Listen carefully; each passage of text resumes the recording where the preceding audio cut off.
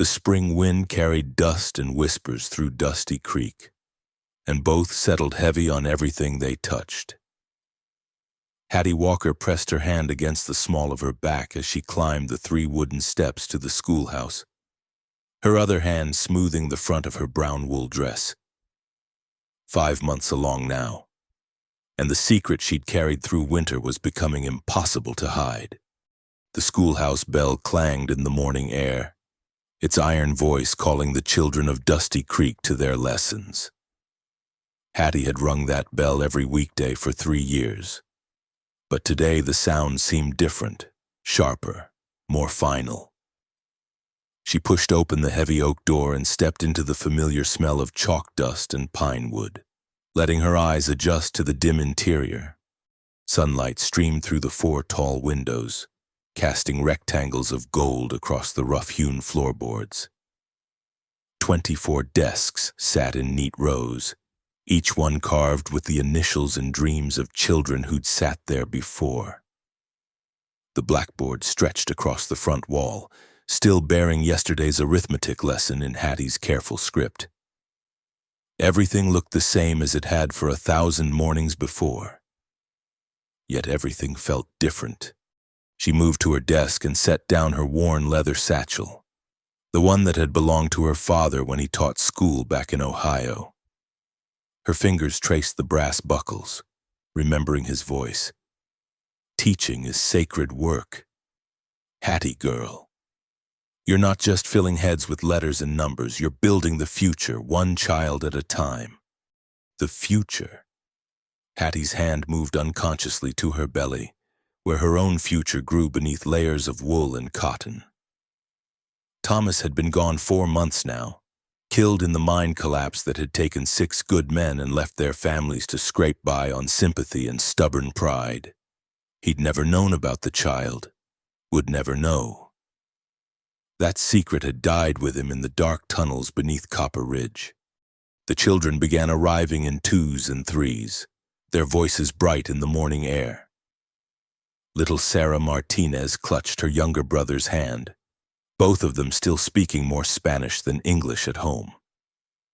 The Kowalski twins bounded through the door like young colts, their blonde hair catching the light. Behind them came the rest, farmers' children and merchants' offspring, the sons and daughters of miners and shop clerks, all equal within these 4 walls. "Good morning, Miss Walker," they chorused, and Hattie felt her heart tighten. How many more mornings would she hear those words? "Good morning, children. Please take your seats."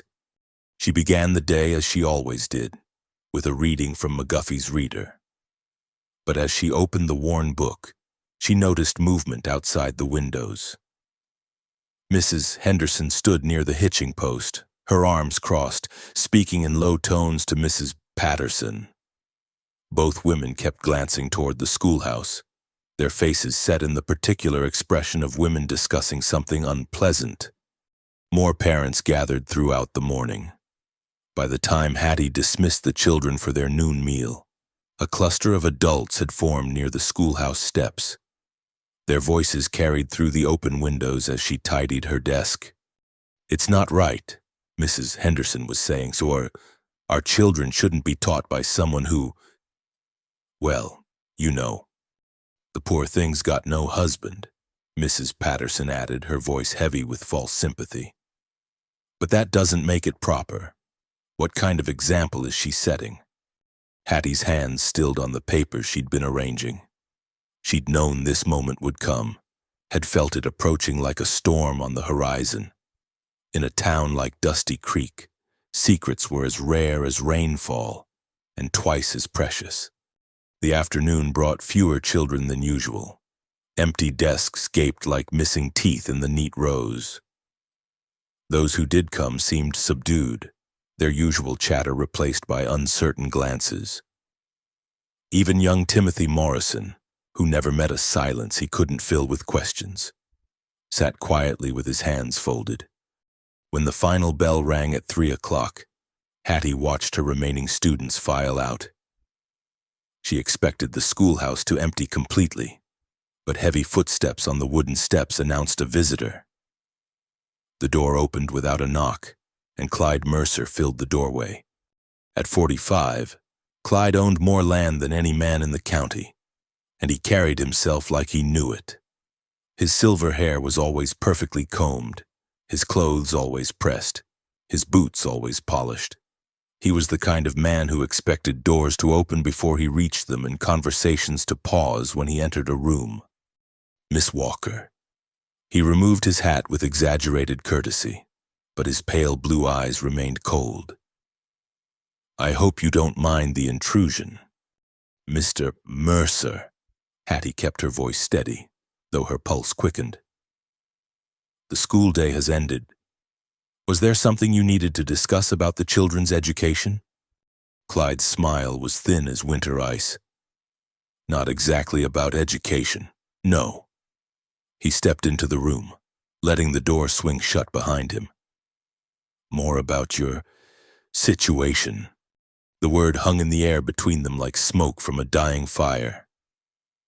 Hattie straightened her shoulders, meeting his gaze directly. I'm not sure what you mean. Come now, Miss Walker, we're both adults here. Clyde moved closer, his boots loud on the wooden floor. A woman in your condition, unmarried, alone, expecting, well, it presents certain difficulties. I fail to see how my personal circumstances affect my ability to teach. Clyde chuckled, a sound without warmth. The town council might disagree. Parents are already talking. Some are keeping their children home rather than expose them to impropriety. Hattie's hands clenched at her sides. There is nothing improper about caring for children and helping them learn. Perhaps, but appearances matter. Miss Walker, reputation matters. He stopped directly in front of her desk, close enough that she could smell his bay rum cologne. A school needs community support to function. Without that support... What are you suggesting, Mr. Mercer? His smile widened, showing teeth too white and too perfect. I'm a man of solutions. Miss Walker, your predicament, while unfortunate, isn't insurmountable. You're still a handsome woman, despite your circumstances. A woman needs protection, especially in your condition. The implications of his words settled over Hattie like a cold fog. She stood slowly, using her desk as a barrier between them. I think you should leave. Now, don't be hasty. Clyde's voice took on a coaxing tone. I'm offering you respectability, marriage, a name for your child. All I ask in return is companionship. You'd want for nothing, and your reputation would be restored. My reputation doesn't need restoring, Mr. Mercer, and I certainly don't need your protection. The false kindness vanished from Clyde's face like snow under a blowtorch. Don't be foolish, woman. You think you can defy the whole town? You think they'll let you corrupt their children with your presence? By Christmas, you'll be run out of here with nothing but the clothes on your back. Hattie lifted her chin, drawing on reserves of strength she hadn't known she possessed. Then I suppose we'll see what Christmas brings. Clyde stared at her for a long moment, his pale eyes calculating. Finally, he placed his hat back on his head and adjusted it carefully. Indeed we will, Miss Walker. Indeed we will. He turned and walked to the door, his footsteps measured and deliberate. At the threshold, he paused without looking back. You might want to consider what's best for that child you're carrying. This world's hard enough on those born with every advantage.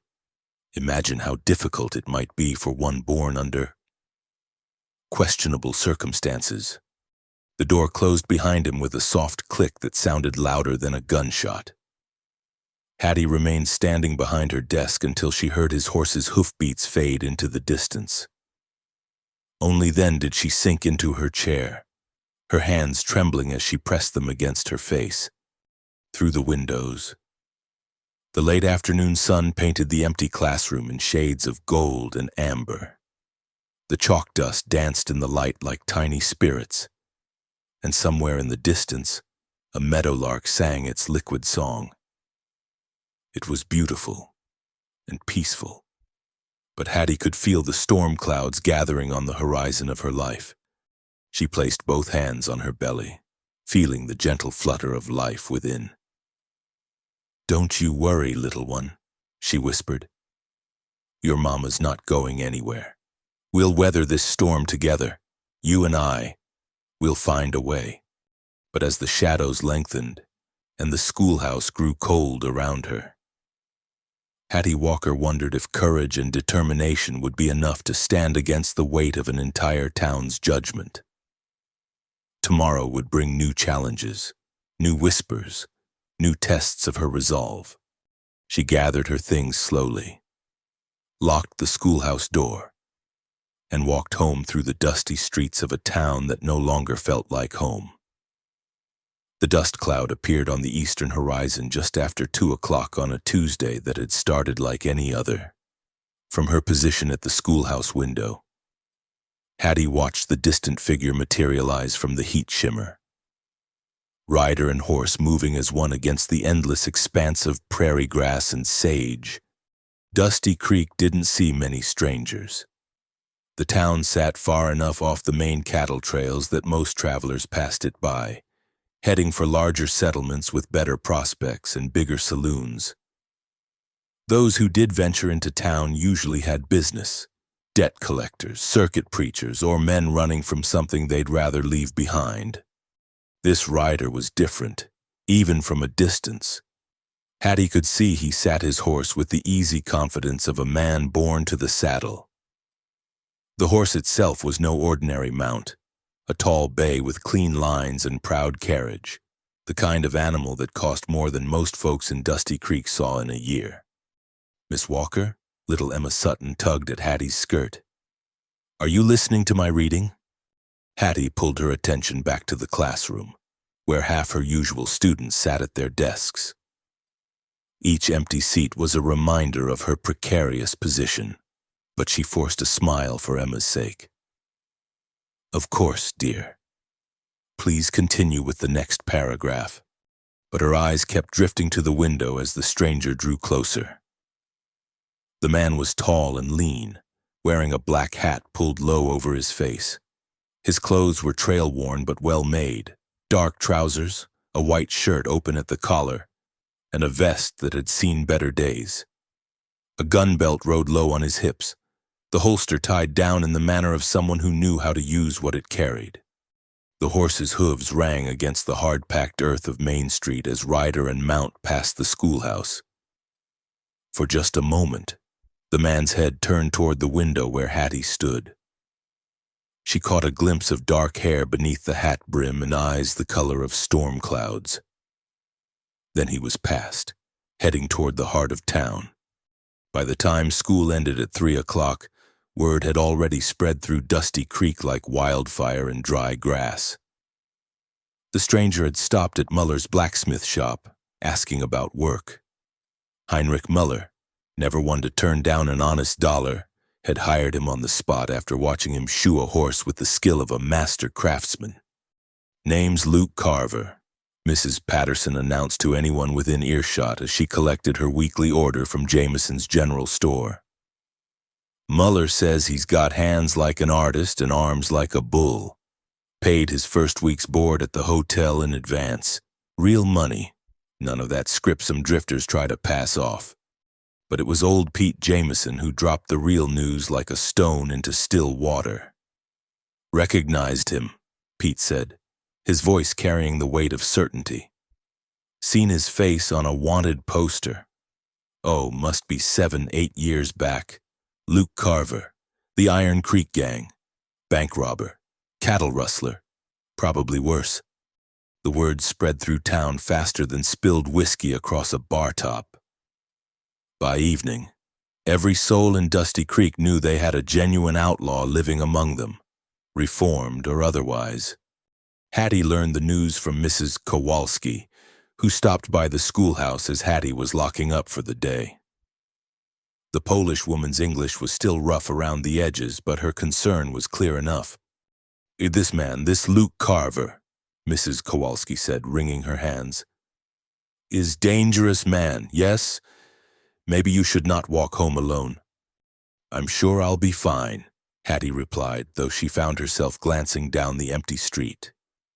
Thank you for your concern.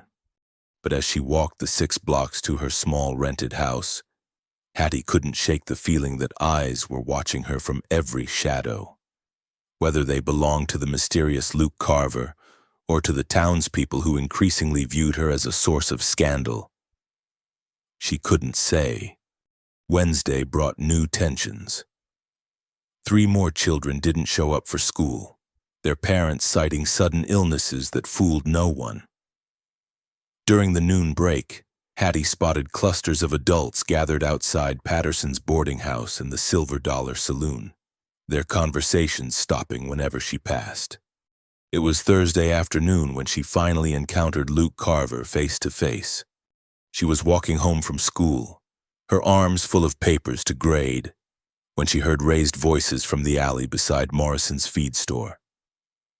Hattie paused, recognizing one of the voices immediately. I'm telling you for the last time, woman, Clyde Mercer was saying, his tone sharp with anger. You will not embarrass this town any longer. Either you accept my generous offer, or you leave, tonight. And I'm telling you, Mr. Mercer, came Hattie's own voice, steadier than she felt, that I have no intention of doing either. She had taken this route to avoid the Main Street gossips, only to walk directly into Clyde's path. He had cornered her between the feed store and the church, close enough to the main thoroughfare that passers-by could see them but far enough away that their words remained private. You're being foolish beyond measure.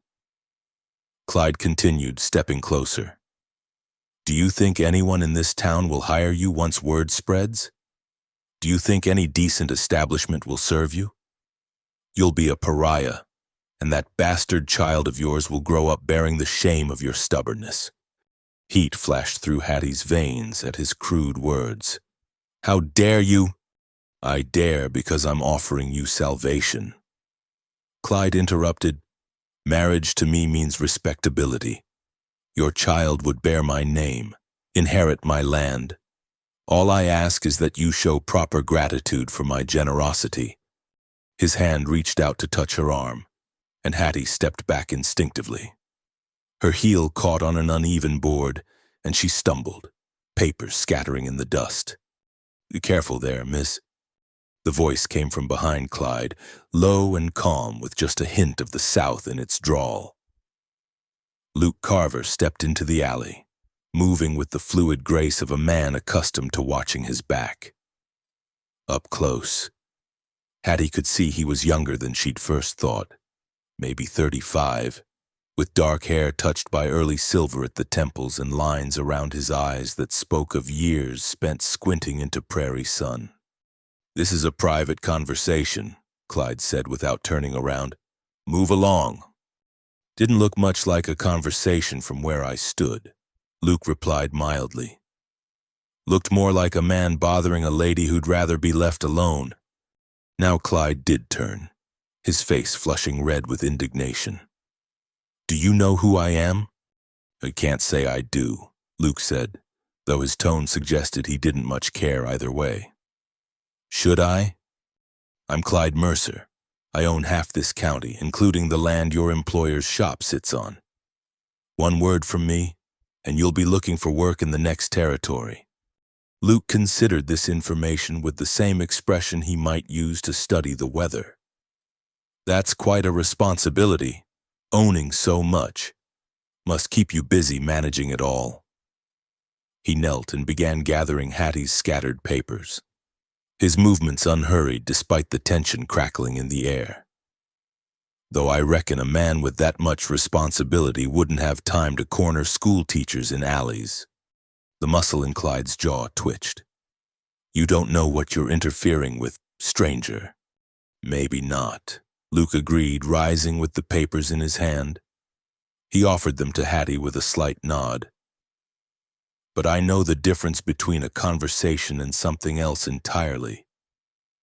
For a moment, The three of them stood frozen in a tableau of tension. Then Clyde's hand moved toward the pistol he carried, and the air itself seemed to hold its breath. Luke's posture didn't change, but something shifted in his eyes, a coldness that transformed him from a polite stranger into something far more dangerous. "I wouldn't," he said quietly. Clyde's hand stopped halfway to his gun. Whatever he saw in Luke Carver's face convinced him that wisdom lay in restraint. "This isn't over," he said to Hattie, ignoring Luke entirely. "You'd be wise to remember that." He turned and stalked away, his boots striking the ground with unnecessary force. Only when he disappeared around the corner did Luke relax, the dangerous stillness leaving him like water draining from a basin. "Thank you," Hattie said, accepting the papers. Her hands were steadier than she'd expected. "That was kind of you." Luke touched the brim of his hat.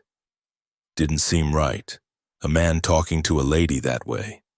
Though I should probably warn you, helping you just now likely won't improve either of our standings in this town." "And why is that?"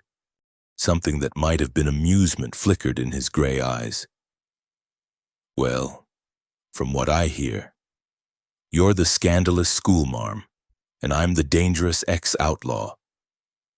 Together, we probably represent everything decent folks worry about when they lock their doors at night." Despite everything, Hattie found herself almost smiling. "Is it true?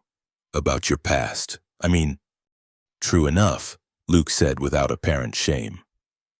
"Though the stories have likely grown in the telling. They always do. And now you're a blacksmith. Now I'm trying to be a blacksmith, trying to be a lot of things I wasn't before." He glanced down the street where Clyde had disappeared. "Might I ask what that was about? If it's not too personal." Hattie followed his gaze, then looked back at this stranger who had appeared like an answer to a prayer she hadn't known she was praying. "Mr. Mercer believes my condition makes me unfit to teach. He's suggested an alternative arrangement." Understanding dawned in Luke's expression. "And you're not interested in his alternative?" "I'd rather leave town than accept his protection." "Might come to that," Luke said not unkindly. "Men like Mercer usually get what they want, one way or another. Then I suppose I'll have to be the exception." Luke studied her for a long moment, taking in her determined stance and lifted chin. "You know, miss, I've known my share of dangerous people in my time. But I'm starting to think you might be the most dangerous person in this whole town." "Dangerous how?" "You've got something most folks never develop, a backbone that won't bend." He touched his hat again. "Good day, Miss Walker, and be careful walking home alone. Men like Mercer don't like being told no, especially not in front of witnesses." He walked away, leaving Hattie standing in the alley with her papers clutched against her chest and the strangest feeling that her life had just taken a turn towards something she couldn't yet name. As she continued home, she found herself glancing back more than once. But Luke Carver had already disappeared into the maze of Dusty Creek streets. That evening, as she sat in her small kitchen grading arithmetic papers by lamplight, Hattie couldn't stop thinking about storm-gray eyes and the quiet way he'd said "I wouldn't" when Clyde reached for his gun. She had the feeling that Luke Carver's arrival in Dusty Creek would change more than just the roster at Muller's blacksmith shop. Outside, the wind picked up, rattling her windows and carrying the scent of distant rain. Change was coming to Dusty Creek, whether the town was ready for it or not. The morning after Luke Carver's confrontation with Clyde Mercer, Dusty Creek woke to find itself divided in ways it had never been before. By noon, the invisible battle lines had been drawn as clearly as if they'd been surveyed and marked with stakes. It started at Patterson's boarding house, where Clyde held court over breakfast with the town's most influential men. Mayor Benjamin Hartwell sat at his right hand, nervously adjusting his spectacles as Clyde outlined his concerns about the moral decay threatening their community. To his left, Judge William Thornton nodded gravely, his white whiskers quivering with righteous indignation.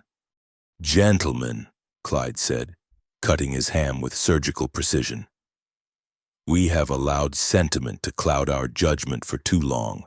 Miss Walker's condition has become a source of scandal that reflects poorly on us all. Add to that the presence of a known criminal, and we have a situation that demands immediate action." Dr. Samuel Morrison, the only member of the town council who had yet to speak, cleared his throat uncomfortably. "Now, Clyde, the woman hasn't actually done anything wrong. Teaching children their letters and numbers is hardly— She's carrying a bastard child, Samuel." Clyde interrupted, his voice dropping to a harsh whisper. "Every day she stands before those children. She advertises her shame. What message does that send to the impressionable young minds in her care?" Judge Thornton leaned forward, his breakfast forgotten. "Mercer's right. The moral foundation of our community is at stake. If we allow this situation to continue, where does it end? Do we next hire drunkards to run our bank? Thieves to manage our stores?" "Speaking of thieves," Mayor Hartwell added, eager to contribute, "this Luke Carver fellow presents an even more immediate danger. A man doesn't change his spots just because he's served his time. Once an outlaw, always an outlaw." Dr. Morrison shifted uncomfortably in his chair. "The man seems to be working honestly. Heinrich says he's the best smith he's ever employed. Today he's shoeing horses," Clyde said, setting down his knife with deliberate force. "Tomorrow he might be robbing our bank or corrupting our children alongside his schoolmarm accomplice. The fact that he chose to defend her yesterday tells us everything we need to know about his character." The conversation continued for another hour, with Clyde methodically building his case like a lawyer presenting evidence to a jury. By the time they left Patterson's, the four men had agreed to call an emergency town council meeting for that very evening. Word of the meeting spread through Dusty Creek faster than news of a gold strike. By 3 o'clock, when Hattie dismissed her remaining 7 students, clusters of townspeople had gathered on every corner, their voices rising and falling like wind through wheat. The first sign of real trouble came as Hattie walked home. Mrs. Henderson and Mrs. Patterson stood outside the general store, their conversation stopping abruptly when they saw her approach, instead of their usual curt nods.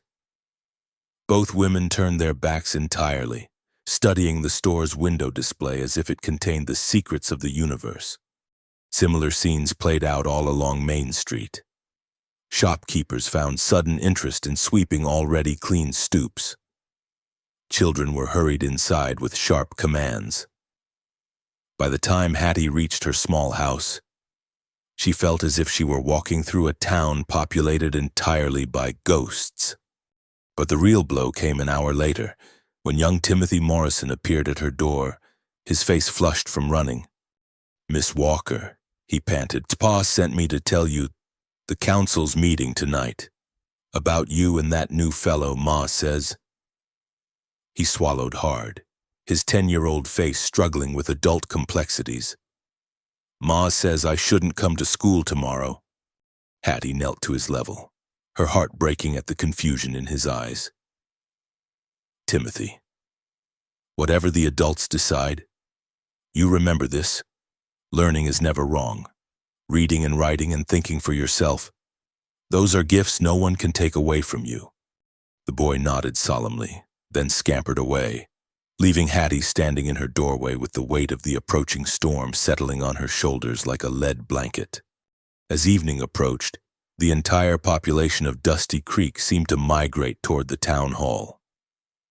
The small building, which normally hosted monthly council meetings attended by a dozen citizens at most, overflowed with nearly every adult in town.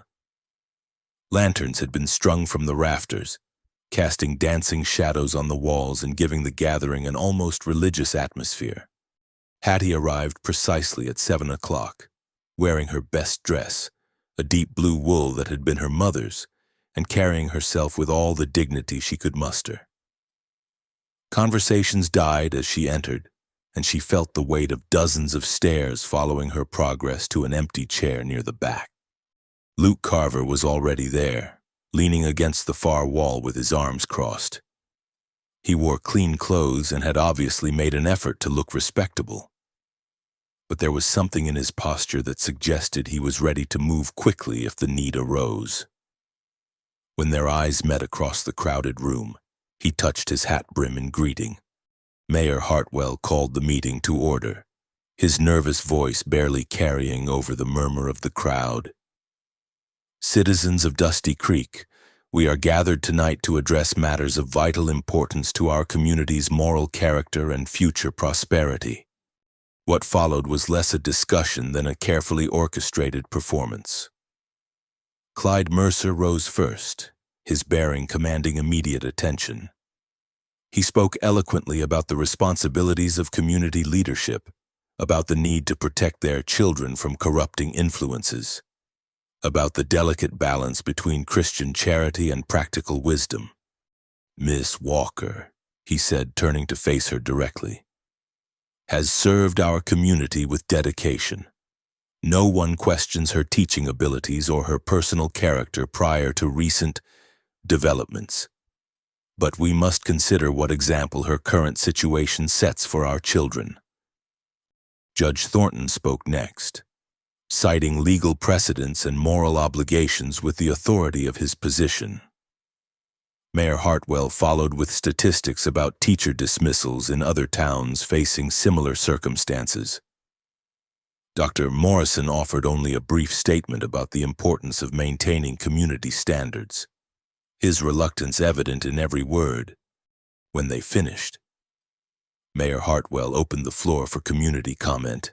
The responses were predictable. Mrs. Henderson spoke passionately about protecting innocent children from exposure to moral corruption. Mrs. Patterson worried aloud about the reputation of their town among neighboring communities. One by one, the voices rose to condemn Hattie's continued employment. But then Maria Santos stood up. The Mexican woman cleaned houses for several of the town's wealthier families, and her English carried the musical accent of her homeland. "My Elena," she said, her voice cutting through the murmur. She read books now because Miss Walker teach her. Before, Elena no only work with hands. Now she read stories, write letters to her grandmother in Sonora. A few heads nodded, but Mrs. Henderson quickly countered, "That's all well and good, Maria, but there are other teachers without complications." Heinrich Müller, the German blacksmith, surprised everyone by speaking up next. "This man Carver," he said, gesturing toward Luke, "he work good, honest work, never take what is not his, never come late, never drink too much whiskey. Past is past, yes, man should be judged by what he do now, not what he do before. The past matters when it involves robbery and violence." Judge Thornton interjected, "A leopard doesn't change its spots simply because it's convenient." Old Pete Jameson, who had first identified Luke, added his voice to the criticism. "I seen what men like him can do when they think nobody's watching. You invite a wolf into your home. Don't be surprised when the sheep start disappearing." Through it all, Luke remained silent, his expression neutral. But Hattie could see the tension in his shoulders, the way his hands had unconsciously clenched into fists. The debate continued for nearly 2 hours, with the same arguments circling like vultures over carrion. Finally, Clyde rose for what was clearly intended as the closing statement. "My friends," he began, his voice carrying the weight of sincere concern. "We stand at a crossroads. Down one path lies the preservation of the moral standards that have made Dusty Creek a beacon of decency in this wild territory. Down the other lies compromise with corruption, acceptance of scandal, and the slow erosion of everything we've worked to build.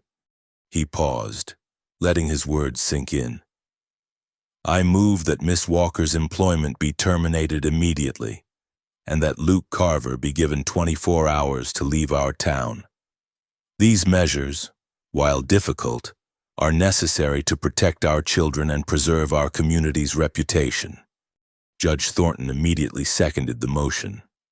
Mayor Hartwell called for a vote, his voice barely audible above the pounding of Hattie's heart. All in favor? Hands rose throughout the room like tombstones in a cemetery.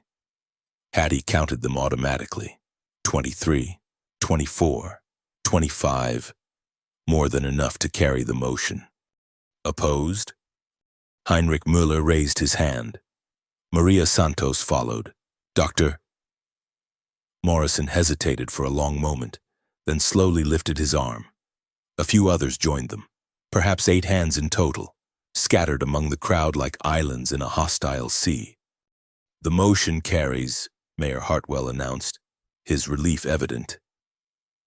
Miss Walker, you have until the end of the week to vacate the schoolhouse and arrange for your departure.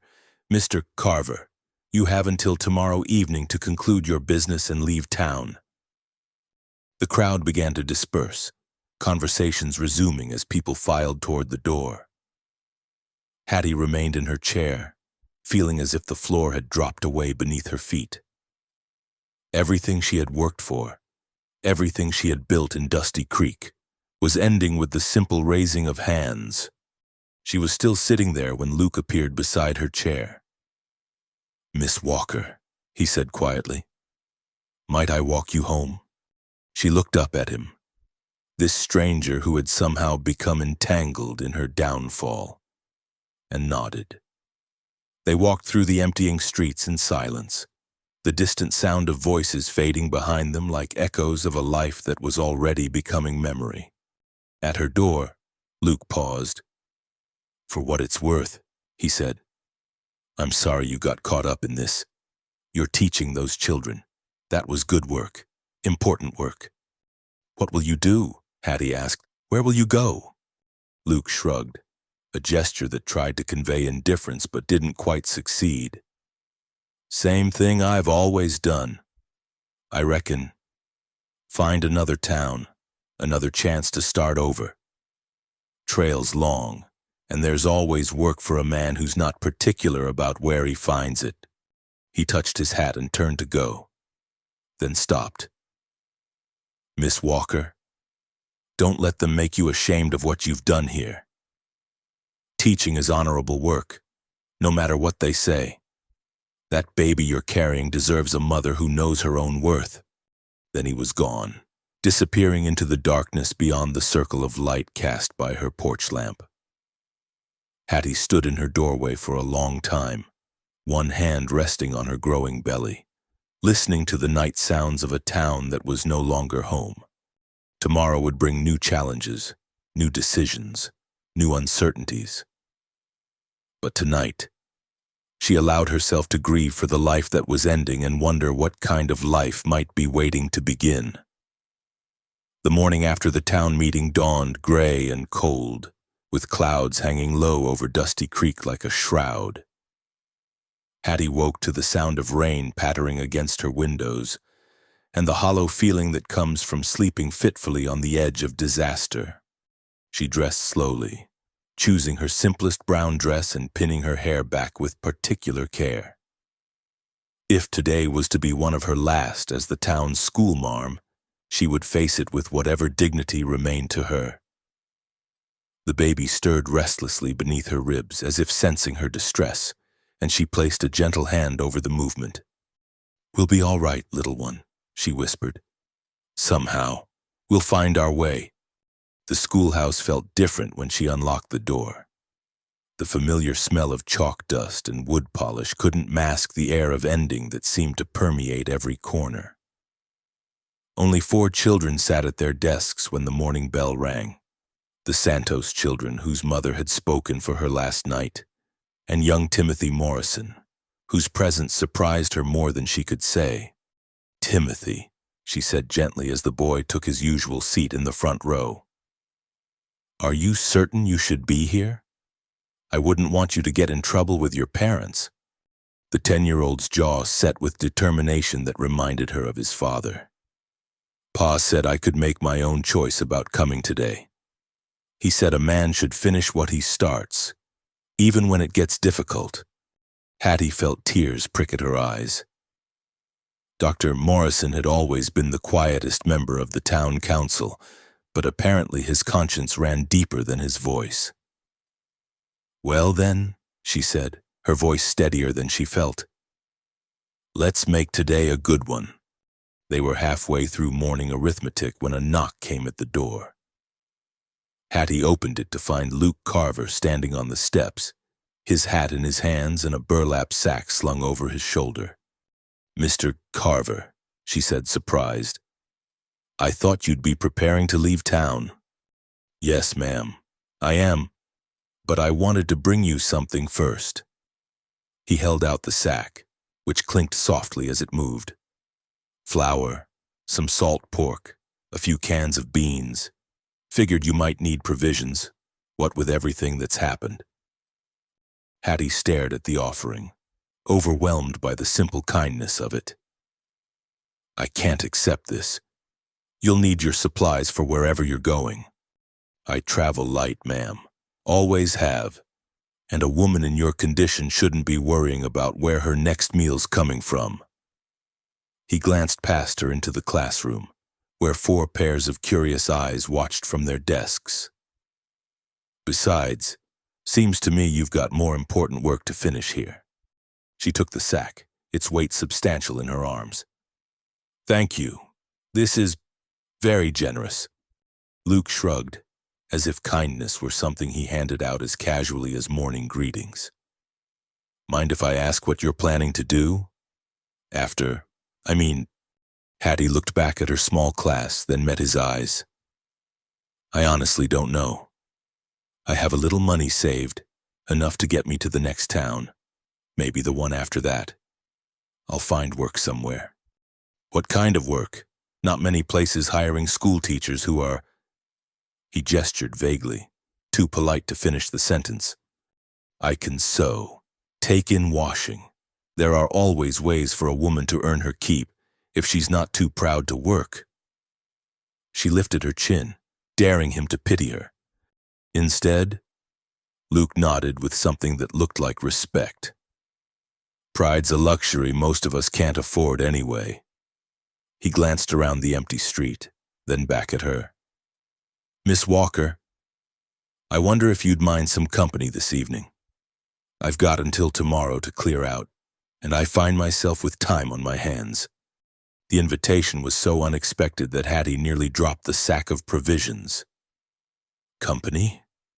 I'm not sure that would be wise. Mr. Carver, the town is already talking. The town's already made up its mind about both of us." Luke interrupted gently. "Doesn't seem like we have much left to lose in terms of reputation.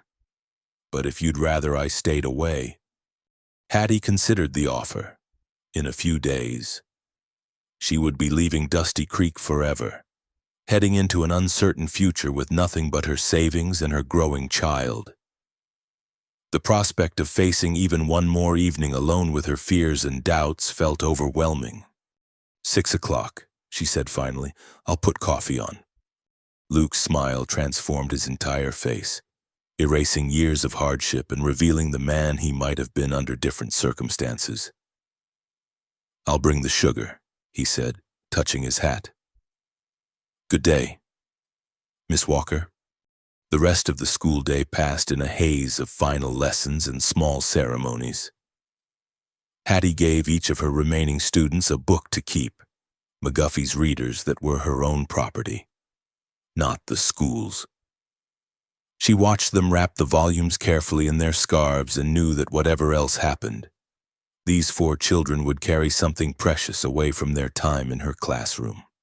As evening approached, Hattie found herself changing clothes twice, then cursing her own vanity. What did it matter how she looked? Luke Carver was being kind to a woman in distress, nothing more. Still, she chose her blue dress, the one that brought out her eyes, and spent extra time with her hair. He arrived precisely at 6, carrying a small paper bag and wearing clothes that had obviously been cleaned and pressed for the occasion. His dark hair was still damp from washing, and he'd shaved so recently that Hattie could smell the bay rum soap on his skin. "Sugar, as promised," he said, offering the bag, "and some real coffee beans if you don't mind grinding them." They worked together in the small kitchen, grinding coffee and slicing bread with an ease that surprised them both. The domesticity of it felt strange and somehow precious. 2 outcasts playing at normalcy in the lamplight of a rented kitchen. "Tell me about the father," Luke said when they were seated at her small table, coffee steaming between them. The question was direct, but his tone held no judgment. Hattie's hands stilled on her cup. "His name was Thomas Brennan. He worked in the copper mine up at Copper Ridge." She stared into the dark liquid as if it might hold answers to questions she'd stopped asking. "He was kind, gentle. He had plans to save enough money to buy a little farm, maybe raise cattle." "What happened to him?" "A cave-in last November. 6 men died, including Thomas." Her voice remained steady, but Luke could see the pain that still lived in her eyes. "He never knew about the baby. I wasn't certain myself until after the funeral." Luke sipped his coffee, letting the silence stretch between them. When he spoke again, his voice was carefully neutral. "Were you planning to marry him?" "Yes." The word came out soft but certain. "He'd spoken to me about it, about waiting until spring when he'd have enough saved for a proper wedding. He was that kind of man, proper, responsible. He would have done the right thing. And now the town thinks you're a fallen woman because you can't prove an honorable man's intentions died with him." Hattie met his eyes across the table. "What do you think, Mr. Carver?" Luke considered the question seriously. "I think," he said finally, "that honor isn't always something you can see from the outside.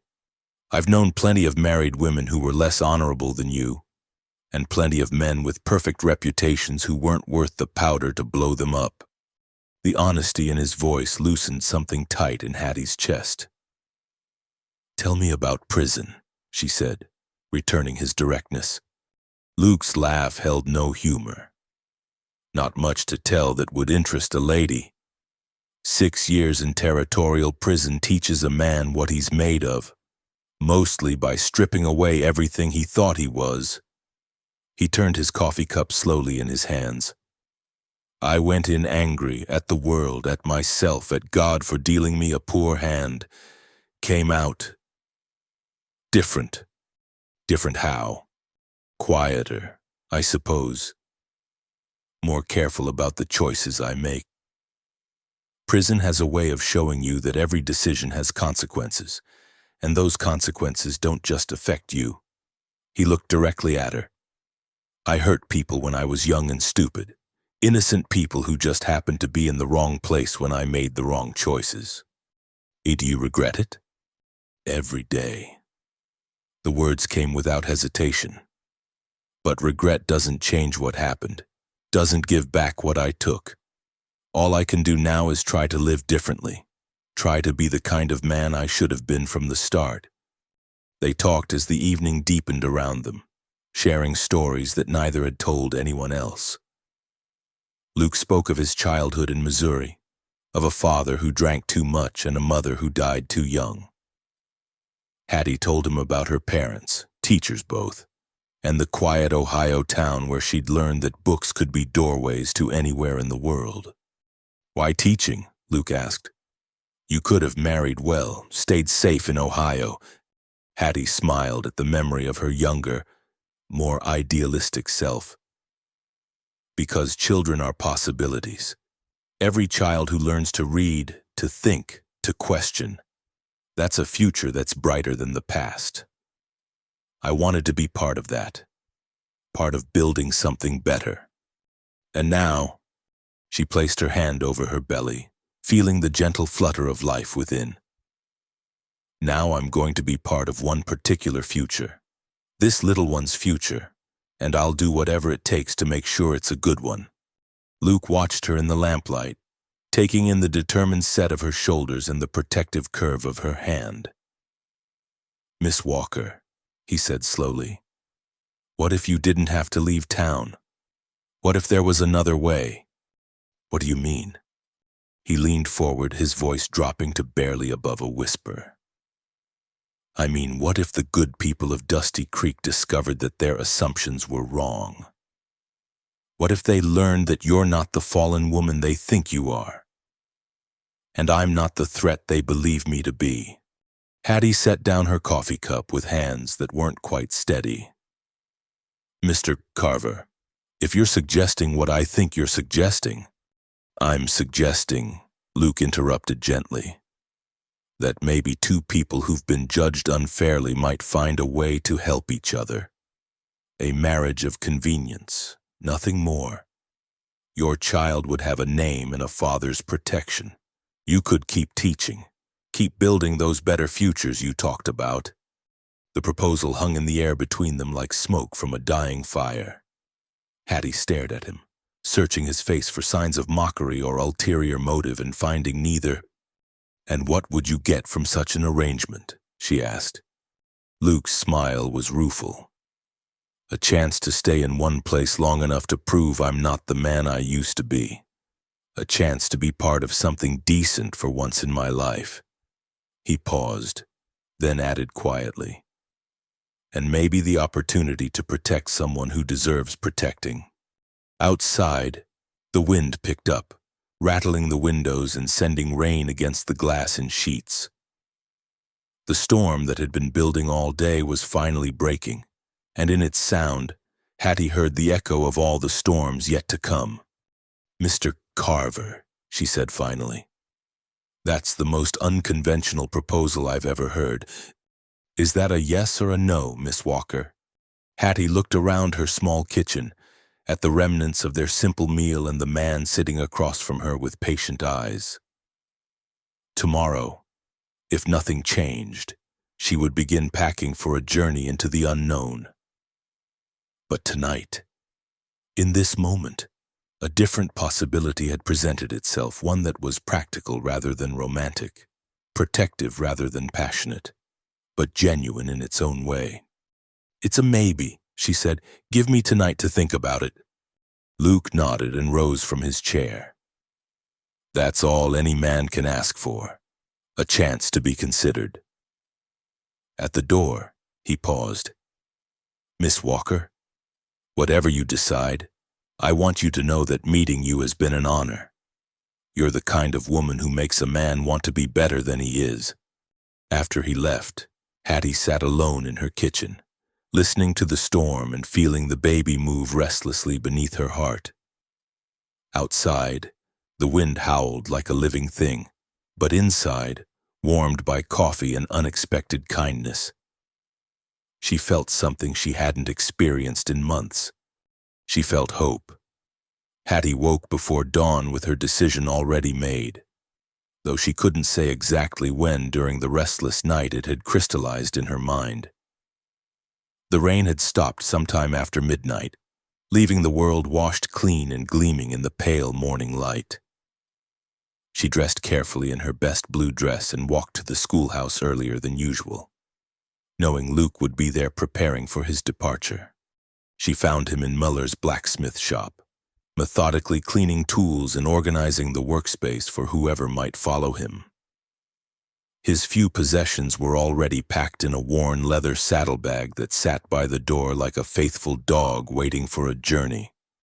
"Mr. Carver," she said from the doorway. He looked up from the anvil he'd been polishing, hope and resignation warring in his gray eyes. "Miss Walker, I didn't expect to see you this early. I've been thinking about your proposal." She stepped into the shop, breathing in the familiar scents of iron and coal smoke. If your offer was genuine, then my answer is yes. Luke set down his polishing cloth slowly, as if sudden movements might shatter this fragile moment. Are you certain? It's not a decision you can take back easily. I'm certain. Hattie's voice was steadier than she felt. But I have conditions. Name them. This arrangement would be temporary. When the baby is old enough, when I can support us both, we would reassess the situation. Luke nodded. Understood. What else? I want to continue teaching, at least until the birth.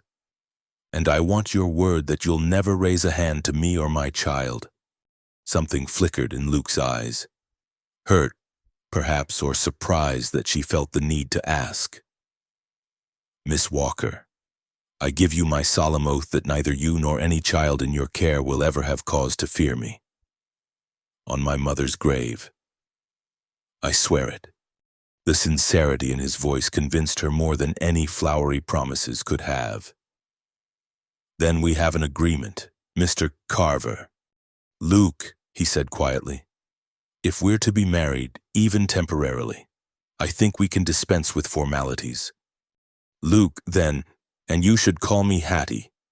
They shook hands solemnly, sealing their unusual bargain with all the ceremony of a business transaction. But as their fingers touched, Hattie felt a spark of something she hadn't expected. Not love, but a recognition of partnership, of two people choosing to face the world together rather than alone. The marriage took place that very afternoon in Pastor David Whitmore's small office behind the church. The young minister, barely 30 himself, had been one of the few voices to speak privately in Hattie's defense, though he'd lacked the courage to do so publicly. He performed the ceremony with genuine warmth, asking no uncomfortable questions about the haste of their decision.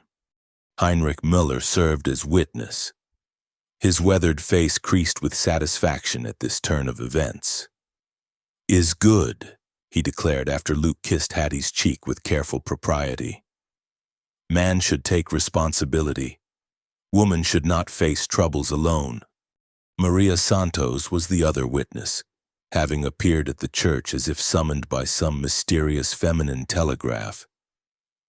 She pressed a small wrapped bundle into Hattie's hands afterward. For the baby, she said simply. Every child should have something made with love. Word of the unexpected wedding spread through Dusty Creek faster than wildfire and dry grass. By evening, every soul in town knew that the scandalous Schoolmarm had married the dangerous ex-outlaw in a ceremony that legitimized both her condition and her continued presence in their community. The reactions were as varied as the townspeople themselves. Clyde Mercer's rage was visible from 3 blocks away when he learned the news at the Silver Dollar Saloon. He'd lost not only his intended acquisition but also his justification for driving Luke from town. A married man with a pregnant wife was considerably harder to vilify than a wandering ex-convict. Dr. Morrison expressed cautious approval when Luke appeared at his office the next morning, requesting prenatal care for his wife. Glad to see you doing right by her, the doctor said, though his tone suggested he was reserving final judgment. Mrs. Henderson and Mrs. Patterson were less diplomatic. Mark my words, Mrs. Henderson proclaimed loudly enough for half the town to hear. No good will come of this union. You can't make a silk purse from a sow's ear, and you can't make a respectable man from a criminal. But it was Pastor Whitmore who provided the most unexpected support. During Sunday service, just 3 days after the wedding, he delivered a sermon on redemption and second chances that left no doubt about his position on the matter.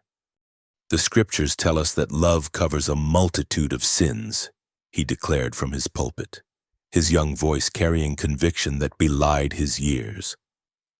They also tell us that we are to judge not, lest we be judged.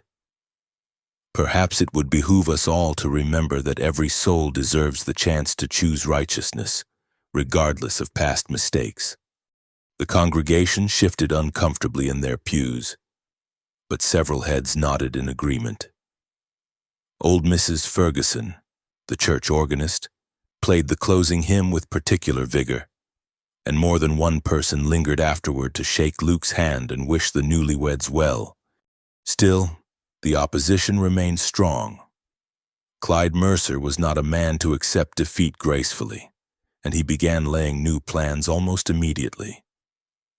If he couldn't remove Luke and Hattie through legal means, he would find other ways to make their lives in Dusty Creek unbearable. It started small: deliveries that mysteriously failed to arrive, services that were suddenly unavailable, invitations that somehow went missing. The general store ran out of certain items whenever Hattie needed them. The Church Ladies' Society found reasons to exclude her from their charitable activities. Luke faced his own challenges. Jobs that had been promised were suddenly given to others. Equipment he needed for his work developed mysterious problems. Twice, his horse was found with loosened shoes that could have caused serious injury if he hadn't noticed in time. "Someone's playing games," he told Hattie one evening as they sat in their small parlor. The house Luke had rented was slightly larger than her previous accommodation, though still modest by any standard. Question is, how far they're willing to take it. Hattie looked up from the baby clothes she was mending, her needle frozen mid-stitch. "You think they might try to hurt us?" "I think desperate men do desperate things when they feel their authority is challenged." Luke's voice was calm, but his hand moved unconsciously to where his gun belt usually hung. "We need to be careful, especially you. A pregnant woman can't run or fight if things get ugly." As if to underscore his point, the next morning brought the first direct threat. Hattie arrived at the schoolhouse to find the windows broken and crude words painted across the front door. The message was clear: "Leave or else." Luke appeared within minutes of her discovery, having been alerted by young Timothy Morrison, who'd arrived early for school. His face went white with fury when he saw the damage, and for a moment, Hattie glimpsed the dangerous man he used to be. "Who did this?" His voice was deadly quiet. "I don't know," Hattie replied, though she suspected she could guess. "Luke, your hands are shaking." He looked down at his clenched fists, forced them to relax. "Sorry. Old habits." He took a deep breath, visibly composing himself. "We should report this to the sheriff." Sheriff Tom Bradley proved to be a decent man caught in an impossible position. He examined the damage with genuine concern but offered little hope of finding the culprits. "Could have been anyone," he said, though his eyes suggested he had his own suspicions. "Boys playing pranks, maybe.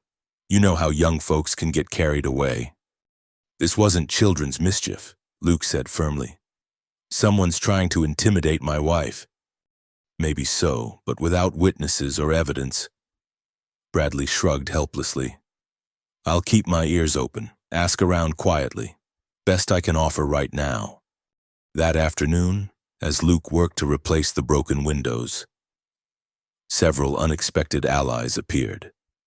Heinrich Muller arrived with glass and putty. Maria Santos brought cleaning supplies and worked alongside Hattie to scrub away the offensive words. Most surprisingly, Dr. Morrison showed up with his teenage son Robert in tow. "Thought you might need some help," the doctor said gruffly. "Robert here is handy with a paintbrush." As they worked together, a sense of community began to emerge among this small group of supporters. They spoke little, but their presence said everything that needed saying. Not everyone in Dusty Creek had surrendered to fear and prejudice. Pastor Whitmore arrived as they were finishing, his face grave. "I came as soon as I heard. This is shameful behavior. completely contrary to Christian principles. "Have you heard anything about who might be responsible?" Luke asked.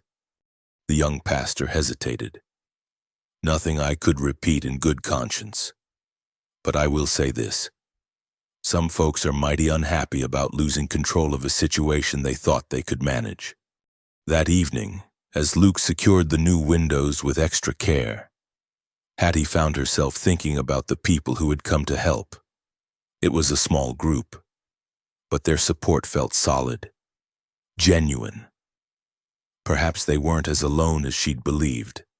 "Luke," she said as they prepared for bed, "do you think we're doing the right thing, staying here? I mean, fighting for something that might not be worth fighting for?" He considered her question seriously. "I've run from plenty of fights in my life, Hattie. Some I should have stayed for, others I was right to leave. But this feels different." "How so?" "Because we're not just fighting for ourselves anymore. We're fighting for the idea that people can change, that they deserve second chances. If we run now, what does that tell those children you teach? What does it tell our own child?" Hattie placed her hand over her growing belly, feeling the flutter of life within. "It tells them that sometimes the right thing is also the hard thing." "Exactly." Luke's smile was gentle but determined.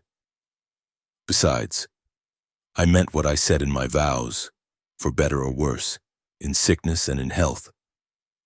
Seems to me we're in the worst part right now, but that doesn't change the commitment." Outside, the wind picked up again, rattling the newly installed windows. But inside their small house, Hattie felt a warmth that had nothing to do with the fire in the hearth. They might be facing a storm, but they would face it together. The real test, she suspected, was yet to come. The calm that followed the schoolhouse vandalism felt different from ordinary quiet. It was the heavy stillness that comes before lightning splits the sky. For 2 weeks, Dusty Creek seemed to hold its breath, conducting its business with an undercurrent of tension that made conversations stop when Luke or Hattie passed by. Hattie continued teaching her dwindling class of students, though only 6 children now attended regularly. The others had been kept home by parents who claimed sudden illnesses or urgent family responsibilities. But the real reason hung unspoken in the air like smoke from a distant fire. Each empty desk was a reminder of how precarious their position remained. Luke worked steadily at Muller's shop, his hammer ringing against iron with steady rhythm that had become part of the town's daily soundtrack. But he moved with the careful awareness of a man who knew he was being watched, his eyes scanning the street each time he stepped outside, his hand never far from the gun he'd reluctantly strapped back on after the schoolhouse incident. "They're planning something," he told Hattie one evening as they sat by their fireplace, her hands busy with needlework for the baby while he cleaned and oiled his revolver. "Too many whispered conversations that stop when I get close. Too many men avoiding eye contact." Hattie set down her sewing, watching the methodical way he handled the weapon. "You seem very familiar with that gun for someone who's supposedly reformed." "The prison doesn't make you forget how to defend yourself," Luke said quietly. "Just teaches you to be more careful about when it's necessary." He looked up at her, his gray eyes serious. "I won't start trouble, Hattie. But I won't let anyone hurt you or the baby either." The baby chose that moment to kick vigorously, as if responding to the conversation. At nearly 7 months along, Hattie's condition was impossible to hide, and she'd noticed how some of the townspeople now looked at her with a mixture of disapproval and calculation, as if they were counting months on their fingers. "Dr. Morrison says everything's progressing normally," she said, trying to change the subject to something less ominous. "He thinks it might be a boy, the way he's moving around in there." Luke's face softened, the hard lines around his eyes easing. Boy or girl doesn't matter to me, but if it is a boy, we'll need to think about names. What was your father's name? Jacob, but I wouldn't want to burden a child with that particular legacy. Luke's voice carried old pain. What about your father? Oh, William Thomas Walker. Hattie's fingers traced the curve of her belly.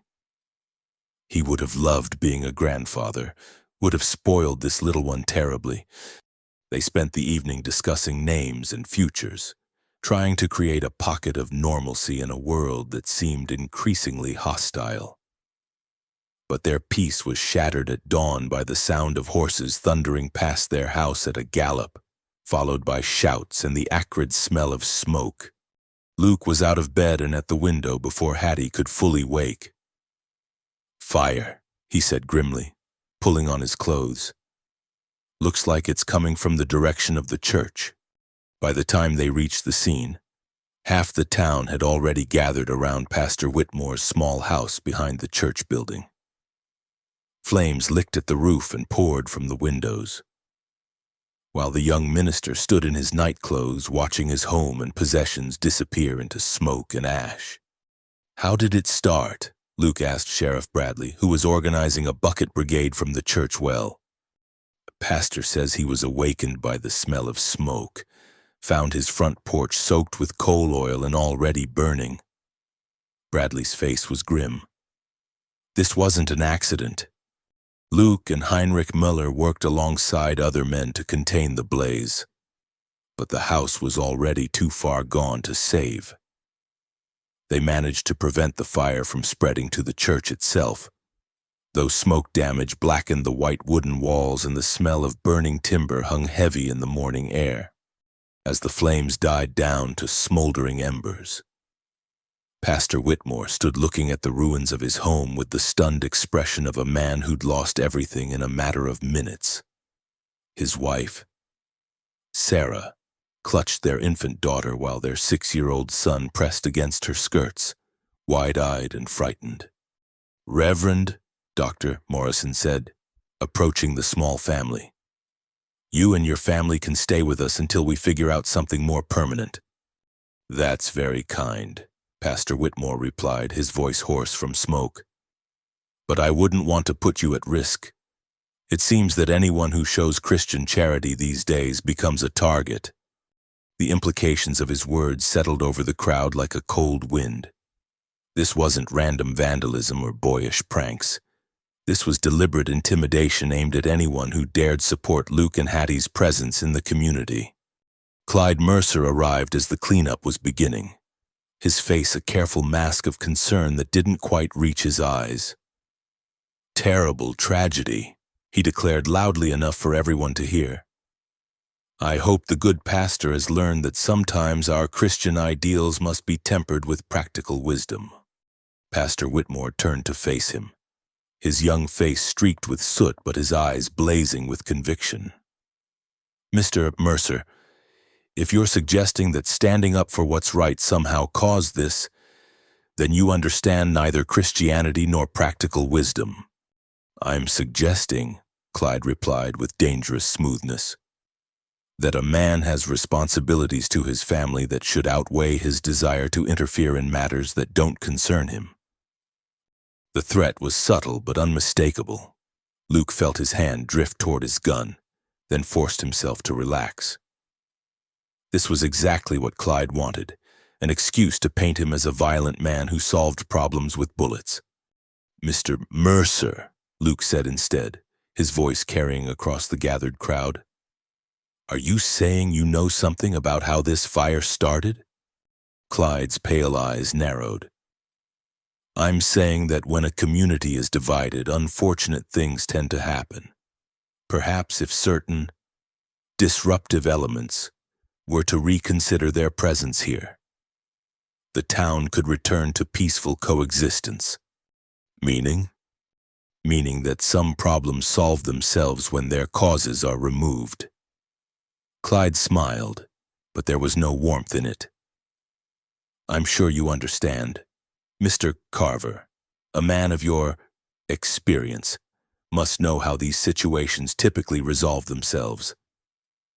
Sheriff Bradley stepped between them before Luke could respond. That's enough talk for now. We've got cleanup to do and an investigation to conduct. But as the crowd began to disperse, Luke noticed how many of their former supporters avoided meeting his eyes. The fire had accomplished exactly what it was intended to do. It had demonstrated the cost of standing with them, and it had isolated them further from the community's protection.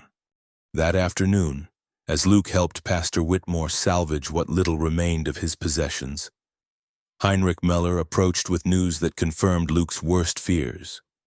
3 men came to my shop this morning, the German blacksmith said quietly. Strangers. They ask many questions about you, where you live, when you work, if you carry gun. I tell them nothing, but they're not asking out of curiosity, Luke finished. No, these are not men who ask questions for idle reasons. Heinrich's weathered face was creased with worry. You should know. They pay Clyde Mercer visit before they come to me. Luke absorbed this information with the calm of a man who'd been expecting bad news. How many? And what did they look like? 3. Hard men with hard eyes. They wear guns like men who know how to use them. Heinrich paused. One has scar here. He traced a line down his left cheek. Another is missing fingers on right hand. Luke nodded grimly. He'd known men like that in his outlaw days. Hired guns who worked for whoever paid best and asked no questions about the righteousness of their cause. Clyde had escalated from intimidation to active threat. That evening, Luke sat at his kitchen table cleaning his revolver while Hattie prepared a simple dinner.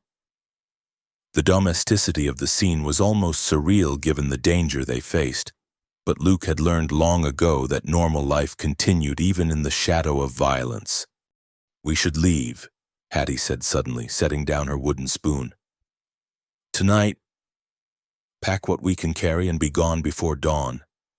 Luke looked up from his gun, studying her face. Is that what you want? I want my child to be born safely.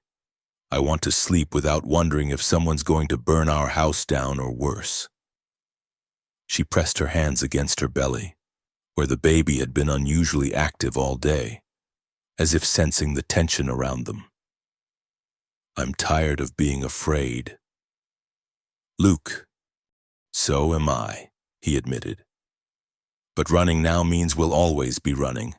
There will always be another Clyde Mercer in the next town, another reason why we don't belong. And staying means we might not live to see another town. Luke set down his gun and reached for her hands. Hattie, I made you a promise when we married. I swore to protect you and the baby, and I meant every word. But I also promised something else, to be a better man than I was before. Running from hired guns might keep us alive, but it won't make us free. Hattie looked into his eyes, seeing the resolve there along with something else. A quiet desperation that told her he needed this fight almost as much as she needed safety. This wasn't just about their place in Dusty Creek. It was about Luke's place in the world, his chance to prove that redemption was possible. What do you propose we do? We make our stand. Tomorrow morning, when those hired guns come calling, they'll find us ready. Luke's voice was steady, but his hands trembled slightly as he spoke. I've run from plenty of fights in my life, but this one's different. This one's about whether good people get to live in peace or whether they have to bow down to bullies with money and guns. Outside, the wind began to pick up, rattling the windows and carrying the scent of distant rain. Storm clouds were gathering on the horizon, dark and heavy with the promise of violence. By morning, one way or another, their fate in Dusty Creek would be decided. Hattie squeezed Luke's hands, feeling the calluses earned through honest work and the strength that had been tested by years of hardship. Then we make our stand, she said quietly. But promise me something. What? Promise me that no matter what happens tomorrow, You won't go back to being the man you were before. The baby needs a father, not a gunfighter. Luke brought her hands to his lips, kissing her knuckles with gentle reverence. I promise. Whatever happens, I won't lose myself in the violence. This is about protection, not revenge. As they prepared for bed, both of them knew that sleep would be elusive. Tomorrow would bring the storm they'd been dreading, and when the sun rose over Dusty Creek, their new life together would either be secure or forever shattered. But tonight, in the lamplight of their small kitchen, they held each other close and tried to believe that love and courage would be enough to see them through the darkness ahead. Dawn broke cold and clear over Dusty Creek, painting the eastern sky in shades of rose and gold that seemed to mock the darkness gathering in the hearts of men.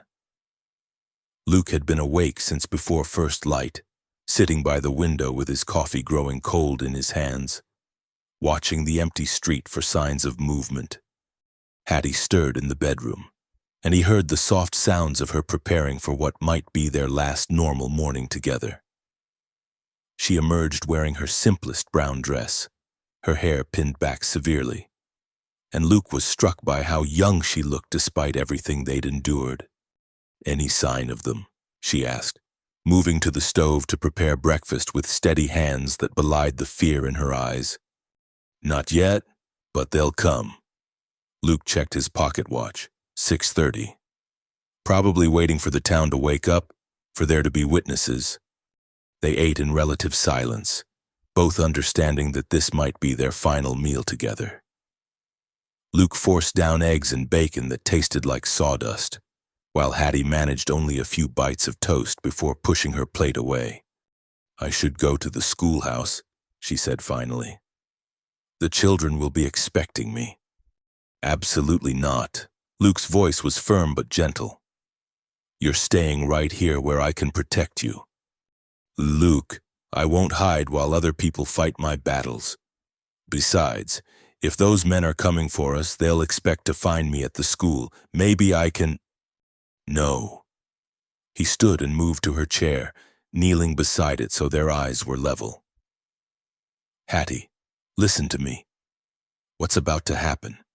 It's going to be ugly. I need to know you and the baby are safe, or I won't be able to do what needs doing."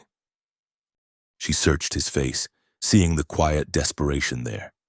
"You're scared." "Terrified," Luke admitted without shame.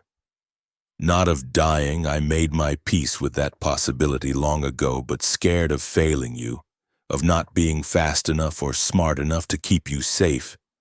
Hattie cupped his face in her hands, feeling the morning stubble rough against her palms. "You won't fail. I have faith in you." At 7:15, Heinrich Müller appeared at their back door, his face grim. "They are here," he said simply. "3 men, just like I described. They water their horses at the trough by Patterson's, but their eyes watch the schoolhouse." Luke nodded, checking his gun one final time. "Heinrich, I need you to do something for me. Get Dr. Morrison and Pastor Whitmore, anyone who might stand with us, and tell them to meet at the schoolhouse in 15 minutes. And if they will not come, then at least we'll know where we stand." Luke kissed Hattie's forehead, breathing in the scent of her hair. "Stay here. Lock the doors, no matter what you hear. Don't come outside until it's over." "How will I know when it's over?" Luke's smile was sad but determined. "You'll know." He left through the back door, moving through the alley that ran behind Main Street.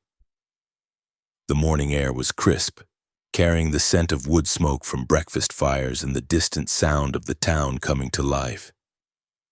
Normal sounds. Normal smells. On a morning that would be anything but normal. The schoolhouse stood at the far end of Main Street, its white-painted walls gleaming in the morning sun. Luke approached it carefully, staying in the shadows of buildings until he reached the small structure. The door was unlocked. Hattie had been planning to arrive early to prepare lessons that would now never be taught. Inside, the classroom felt like a sanctuary, filled with the innocent remnants of childhood learning. Alphabet charts hung on the walls, arithmetic problems covered the blackboard, and small desks sat in neat rows like soldiers awaiting orders. Luke positioned himself near the front windows where he could see the street clearly. He didn't have to wait long. At exactly 8 o'clock, 3 riders appeared at the far end of Main Street, moving with the unhurried confidence of men who knew they held all the advantages. Even at a distance, Luke could see they were professionals. Their clothes were trail-worn but well-maintained. Their horses were good stock, and they sat their saddles with the easy grace of men born to violence. The leader was a tall man with a distinctive scar running from his left temple to his jaw, the mark Heinrich had described. To his right rode a shorter, stockier man with a black beard and cold eyes. The third was younger, maybe 25. With the nervous energy of someone eager to prove himself, they stopped their horses in front of the schoolhouse, making no attempt to hide their presence. The scarred man dismounted slowly, his movements deliberate and threatening. His voice carried clearly in the morning air when he called out, "Luke Carver, we know you're in there. Come out and let's settle this like men."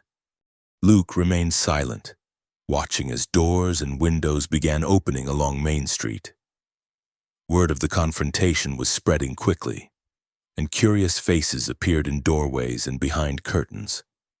This was exactly what Clyde had wanted, a public showdown that would eliminate his problem while demonstrating the cost of opposing him. "Hey, Carver," the scarred man called again. "Name's Jack Morrison, no relation to your local doc. I got a job to do, and I aim to do it clean. You come out peaceful. Maybe we can work something out." Still, Luke waited. He could see Clyde Mercer now, standing in the doorway of the general store with his arms crossed, watching the proceedings with the satisfaction of a man who'd carefully orchestrated events to his advantage. Then, unexpectedly, the tide began to turn. Dr. Morrison appeared first, walking down Main Street with his medical bag in his hand and his spine straight despite his obvious fear. Behind him came Pastor Whitmore, still wearing clothes borrowed from the doctor's family but carrying himself with the dignity of a man who'd lost everything except his convictions. Heinrich Müller emerged from his blacksmith shop with a heavy hammer in his hands, looking more like an ancient warrior than a simple tradesman. Maria Santos stepped out of her small house, followed by her husband Carlos, who carried an old but well-maintained hunting rifle. One by one, they gathered in the street between the hired guns and the schoolhouse, not an army, but a collection of ordinary people who had decided that some things were worth standing for. Sheriff Bradley appeared last, his star gleaming on his chest and his hand resting uncertainly on his gun butt.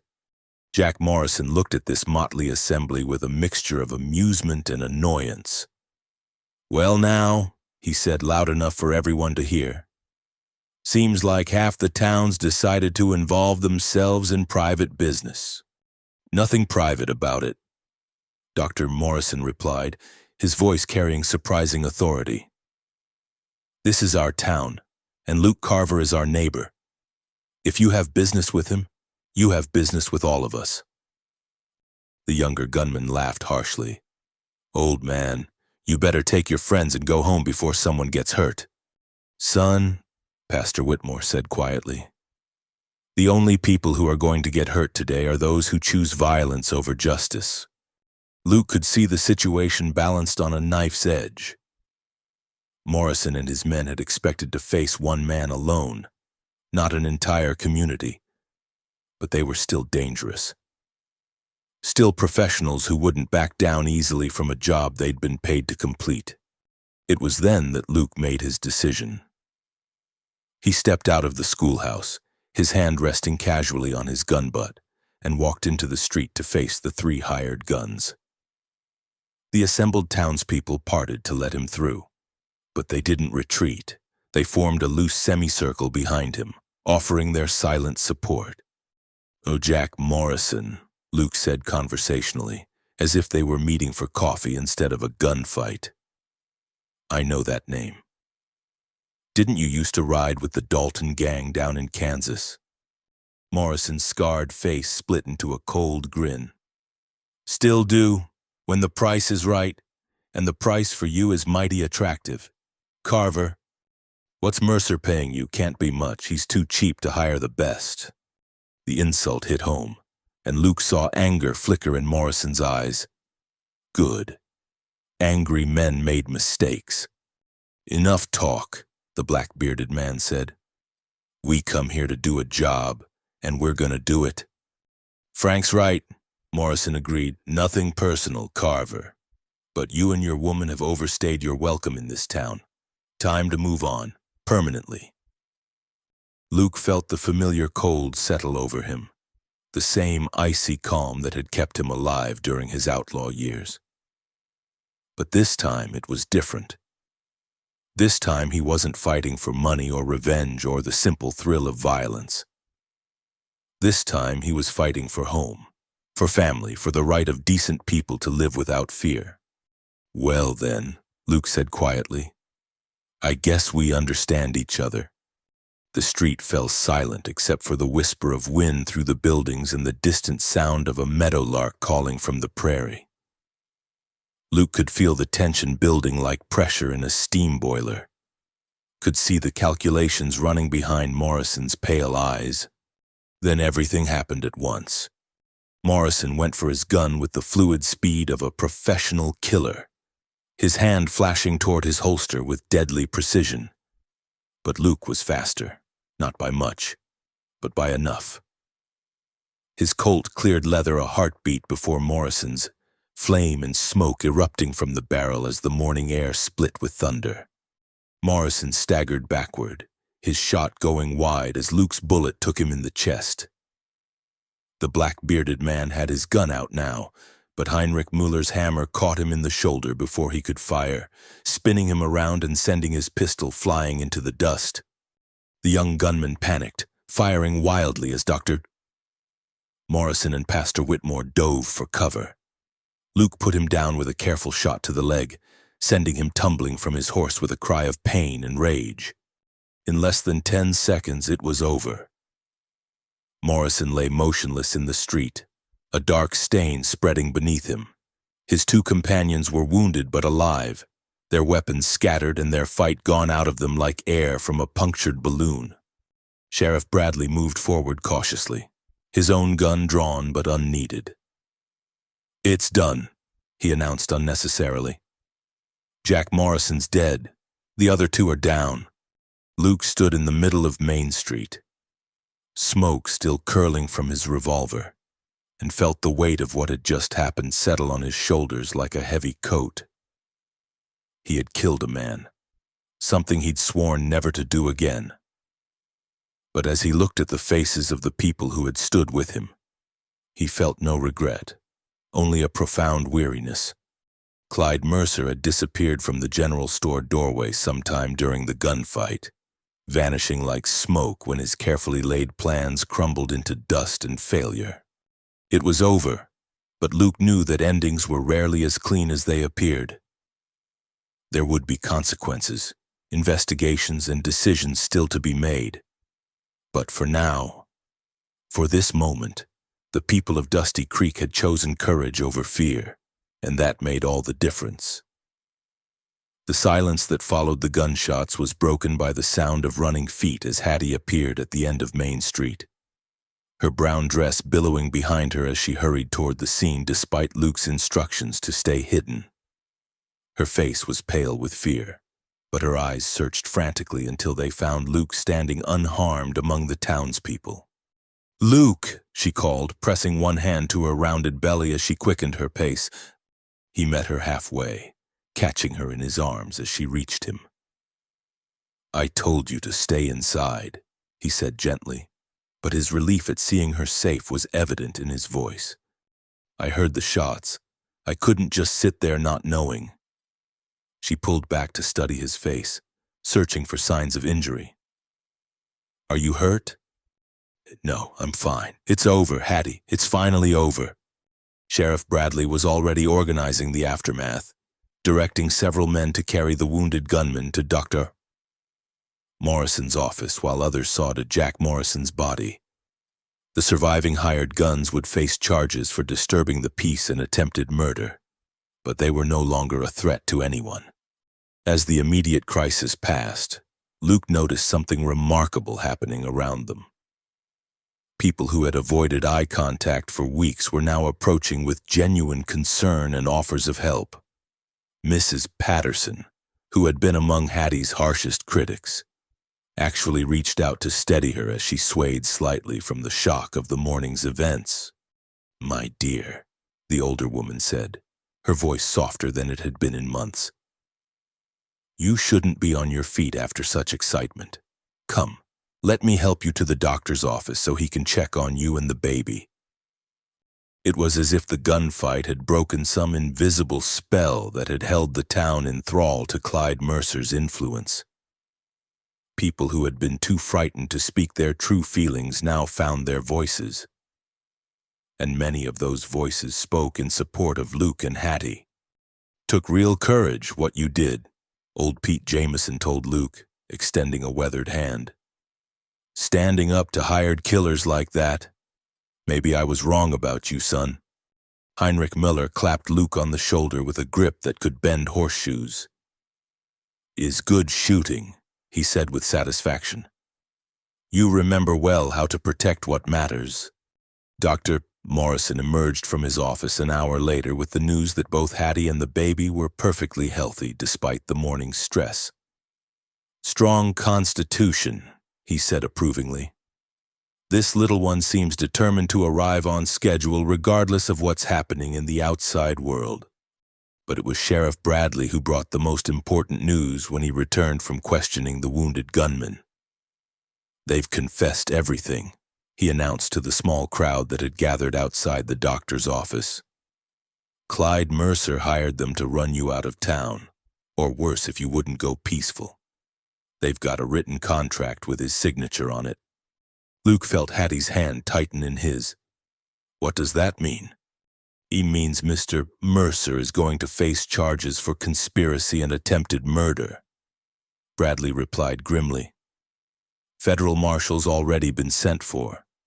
This kind of thing crosses territorial lines when you start hiring killers from other jurisdictions."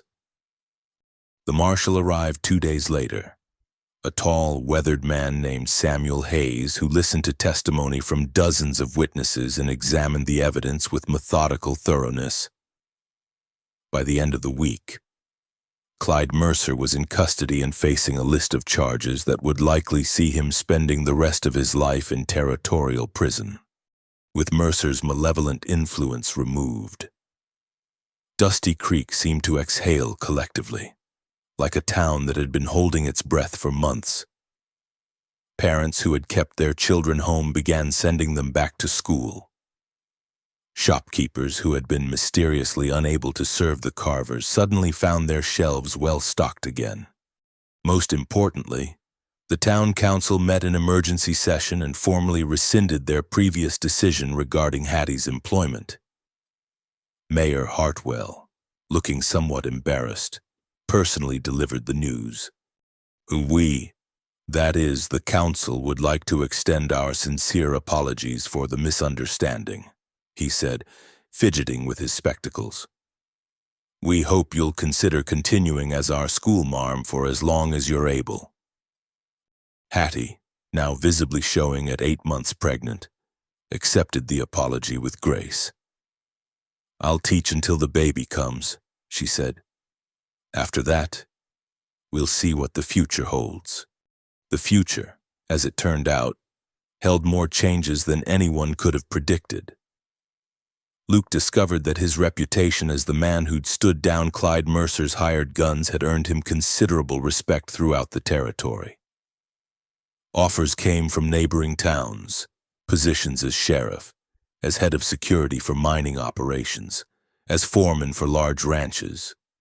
Could be a new start, Luke told Hattie one evening as they sat on their small front porch, watching the sunset paint the prairie in shades of gold and crimson. Good money, respectable work, a chance to leave all this behind and start fresh somewhere else. Hattie rocked gently in her chair, one hand resting on her belly where the baby was performing what felt like acrobatic routines. "Is that what you want? To leave?" Luke considered the question seriously. "A month ago, I would have said yes without hesitation, but now—" He gestured toward the street where Timothy Morrison was playing with the Santos children while their parents talked quietly on a neighboring porch. "Now I'm not so sure. These people stood with us when it mattered. Seems wrong to just abandon them now that the danger's past. Heinrich offered to make you a full partner in the blacksmith shop," Hattie reminded him.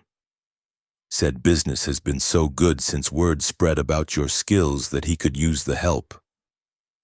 And Pastor Whitmore's been talking about starting a school for the Mexican children, teaching them English while they learn alongside the others. Says he'd like your input on the curriculum." They sat in comfortable silence, each lost in their own thoughts as the evening deepened around them. Finally, Hattie spoke. "Luke, do you remember what you said about people deserving second chances?" "I do. Well, maybe Dusty Creek deserves a second chance too. Maybe we all do." 3 weeks later, their son was born during a fierce October thunderstorm that seemed to announce his arrival to the entire territory. William Thomas Carver, named for both of Hattie's parents, entered the world with strong lungs and an apparent determination to be heard over the thunder that shook the small house. Dr. Morrison pronounced both mother and child perfectly healthy, while Luke stood beside the bed with tears streaming down his face, completely overwhelmed by the miracle of new life and second chances. "He's beautiful," Hattie whispered, cradling the tiny bundle against her chest. "Look at his hands, so perfect." Luke reached out tentatively to touch one impossibly small finger, amazed when it closed around his own much larger digit with surprising strength. "He's got quite a grip," he said wonderingly. "Going to be a strong one. Strong enough to change the world," Hattie agreed. "Or at least his corner of it." The baptism took place 6 weeks later in the newly rebuilt church, with Pastor Whitmore performing the ceremony before a congregation that filled every pew. Heinrich Muller and Maria Santos stood as godparents, while half the town looked on with genuine affection for the little family that had brought them all together in unexpected ways. As winter settled over Dusty Creek, Luke found himself busier than he'd ever been. The blacksmith shop thrived under his partnership with Heinrich, and word of their quality work spread throughout the territory. More importantly, he'd been elected to the town council by a unanimous vote, charged with helping to rebuild the community's reputation and attract new settlers. Hattie returned to teaching that spring, bringing baby William with her to the schoolhouse where he slept peacefully in a cradle Luke had crafted while older children learned their lessons. The sight of their schoolmarm with her infant son seemed to reassure parents that family and education could coexist beautifully.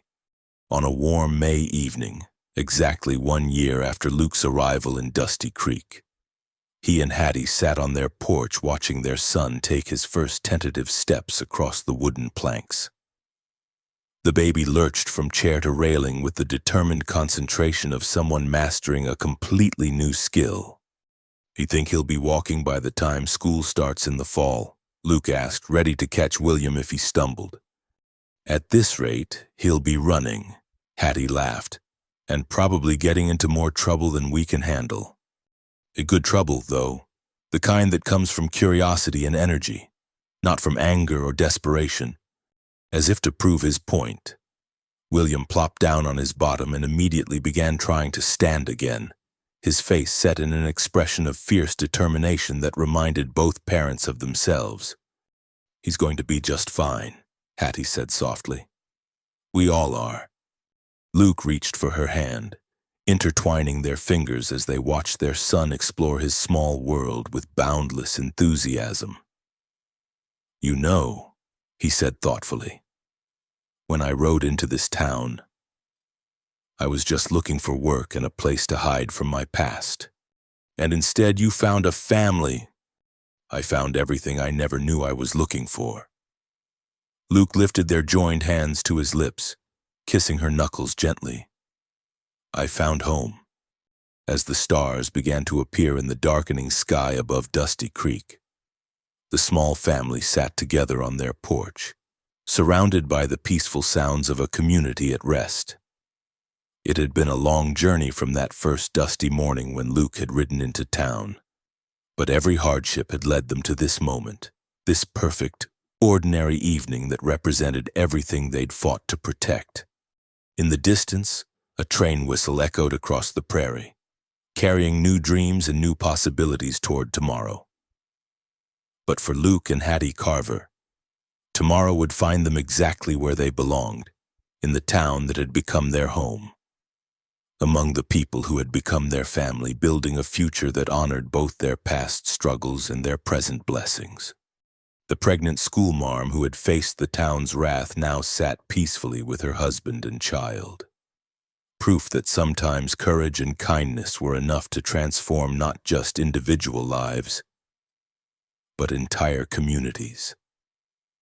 And sometimes, when good people stood together against injustice, even the most impossible dreams could take root and flourish in the most unlikely soil.